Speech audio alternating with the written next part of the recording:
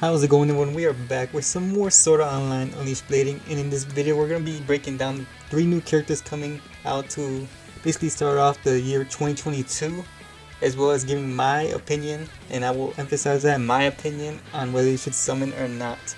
So let's head on over, and let's start with Elizabeth. So we got a new season pass coming out soon with a lot of good stuff. You know, we got armor, we got a new sort of themed home screen, as well as a new basically ticket character, and it's this Dark Element Elizabeth. Time to celebrate the new year, and actually she's pretty good. So we look at her stats, I would possibly say that she could be the highest HP character in the game, almost 8200.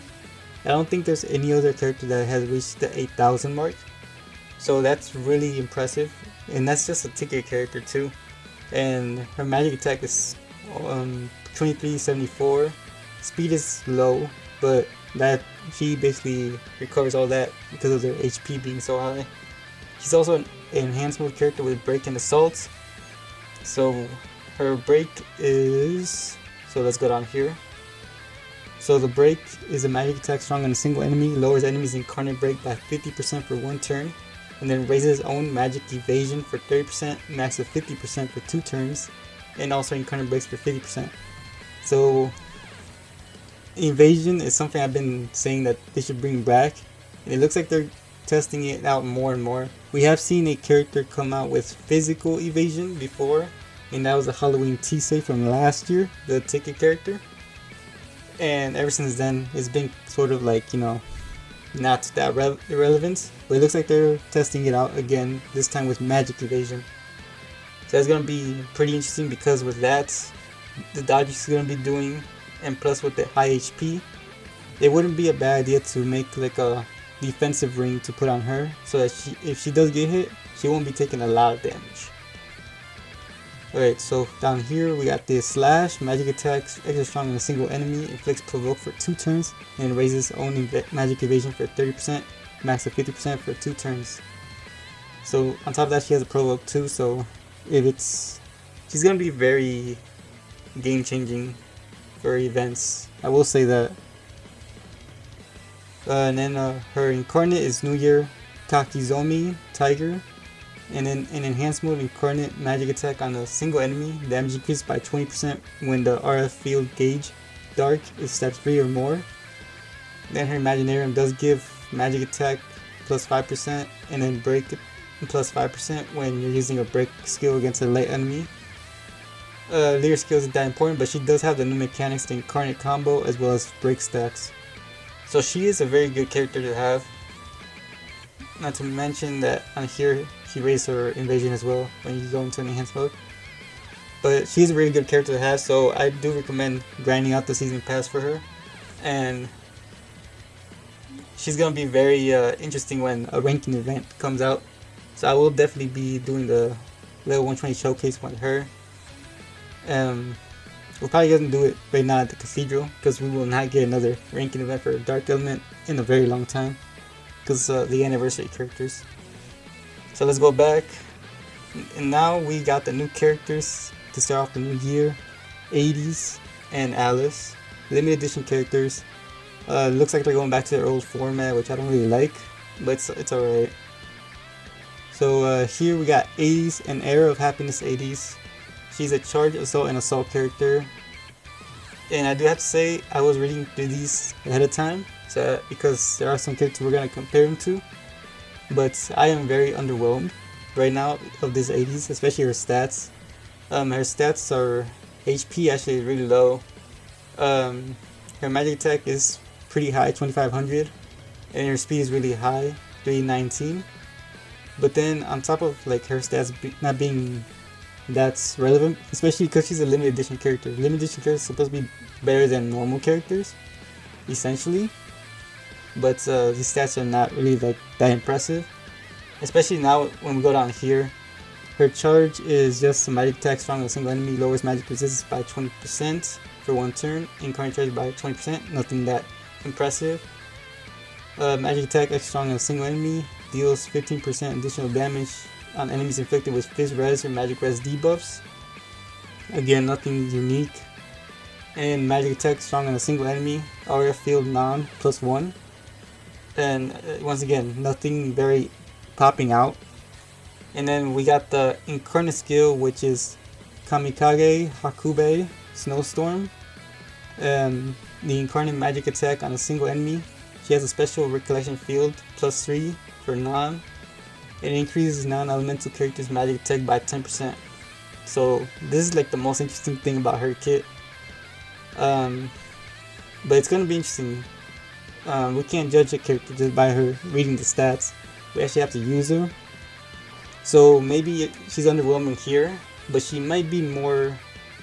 She might show off more damage or more. I don't know. Like she might be more impressive when we use her on the actual game when she comes out. So we can't judge her just from reading her skill right here. She does have the good leader skill though, 25% incarnate at the start, a max of 125. She has of course a new mechanics, incarnate combo and charge stacks. So now we go down here. We got Morning Sun of the New Year, Alice. She's a break, assault, and enhance skill field character. And again, just like Eydis, her stats are not that impressive. They're actually pretty lower. The only thing that's higher, I think, that I noticed is the HP. But it's not like a lot, it's only like 200. So, nothing to talk about there. She gets the break, Void Lancer, magic attack strong on a single enemy. Recovers HP weak of all allies, incarnate breaks by 50%. We got her Assault, Shining Stars Assault. Magic attack extra strong on a single enemy. Recovers HP weak of all allies. And then we got Focus and Protect All Field. Raises all magic attack of all allies by 20% for 2 turns. Raises physical resistance by 20% for 2 turns. As well as raises the recollection field by 1. And then we got her Incarnate skill, Premier Hakube. Incarnate magic attack on a single enemy. Deals 15% additional damage on enemies inflicted with Fizz Res or Magic Res debuffs. And then her special partner of course is Eydis. She has the same leader skill as Eydis, so good. And she got break stacks and incarnate combo. So overall, these characters don't seem that impressive, especially Eydis. I'm actually impressed that the ticket character Elizabeth is more impressive than these ones, but we can definitely see some of their uses, especially Alice here with her double support buff down here. And the healing factor on her break and assaults. But let's go over to the characters now and compare them. So we're going to go to compare Alice and Eydis first. So in terms of Eydis, the only other characters that can raise or has a special recollection field to give 3 bars is only 2 characters. So it's this Halloween Tise, which is not necessarily a special recollection field, but she just gives 3 bars just from using her incarnate. And then the other character is this Yuna. In terms of everything else, there's no other character that can raise the recollection field by 3. So in terms of competing with that, it's only these 2 characters, which I honestly would not use Halloween Tise anymore. But this Yuna is still really good. She has healing, she has double charge. Well, she has 2 charge skills, which first of all, that's unique. She has the heals, she has a special recollection field 3. So in terms of like competing in positions, he will be competing with her. Which honestly I would just run both of them. And I'm probably going to run a team running both of them. Because that way you can take control of the bar the whole entire time. But judging how you're a non-elemental character, we're going to be facing non-elemental, so the enemy's going to be raising it for the non-elemental anyway, so that's pretty much enough for Eydis. In terms of Alice though, she does have more skills, so in terms of support, she raises physical resistance for your team, as well as what else was it? Magic attack support. So in terms of magic attack, there is no other character on this team that can raise a magic attack for your team. So one, that's very useful because she's the first one.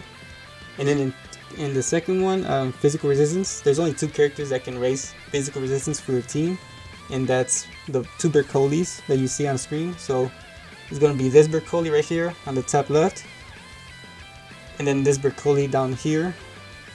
These are the only characters that can essentially raise your team's defensive resistance for physical attacks.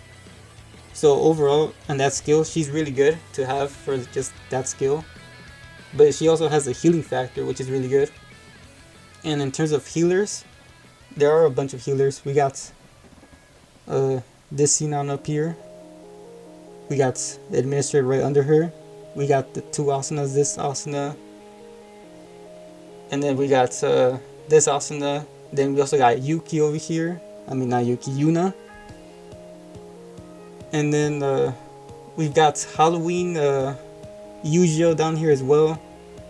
You know what? It'll be better if I just put it like this. Healing. Boom. These are basically all the healers in the game. Of course, with Yuna being there too because she heals on her attacks. But definitely, once you're this far into the game, enemies hit harder, and you definitely want healers on your team. At least 2 of them. And I will say from experience using basically all these characters, EX Sinon is not good to have as a healer because 1, she heals only herself. Administrator is a good supporting character. She has a good attack, she does a lot of damage. But in terms of healing, it's very weak. She only heals 2000 overall for the entire team. Raises physical resistance for like 10% I think. And raises the recollection field, which is a good skill to have, but she's not doing a lot of healing, so essentially that could backfire on you. We got Eugeo, who does the same amount of healing as Administrator, and plus he's a TD character that came out before they started becoming really good, so he's not going to be like giving a lot of bringing not a lot to the team, so he's not really that good to have. So in terms of healers, you got these two Asanas here, and then Yuna. So the overall Alice and Eydis represent basically if you combine Alice and Eydis skills together, they represent Yuna and what Yuna brings to the team. So having a team with Alice, Eydis, and Yuna wouldn't be that bad. But if you can't pull any of these Alice or Eydis, Yuna is definitely the other character to bring on this team alongside you. I can't speak today. So Yuna and these 2 Asanas would be a really good team to have if you can't pull the new Alice or Eydis. And then if we go over here to the dark team, first off, like I said, we can't really compare Lisbeth to any character on the dark team because first, she's like the only character to bring the magic evasion into the game. So she's very unique on that. Overall, she's like a must-have on the team. And then in terms of break characters, she's gonna be competing with these characters. So a lot of these characters are pretty old now. Right? We got Kirito down there, who came out basically at the beginning of the game. We got Shada, who came out around year 1. Orinel Asuna came out around year 1. The Yuki, the third Yuki and the 3rd slot came out around year 1. And then she got the other competitors. We got Asuna, we got Yuki, we got Subtilizer, 2nd Anniversary Alice, Corrupted Eydis, and then we got the OG Eydis as well.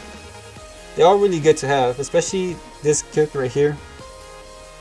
And because ever since he came out, he's always had the highest break in the game, and he still does, 77.50%. And he just does a lot. He does dark continuous damage. He raised the recollection field. He makes it so that the enemy doesn't break I can't speak. He makes it so your enemy doesn't break your incarnate as much, and he does more damage when the enemy's incarnate is way over 150%. So he's a really good character to have. Of course, Alice being a limited edition character with stats, the new mechanics, just everything. Also really good. Enhanced mode characters are really good to have still. Especially this Eydis, she's really good. I use her a lot. There's awesome that people sleep on, but she's actually still really good.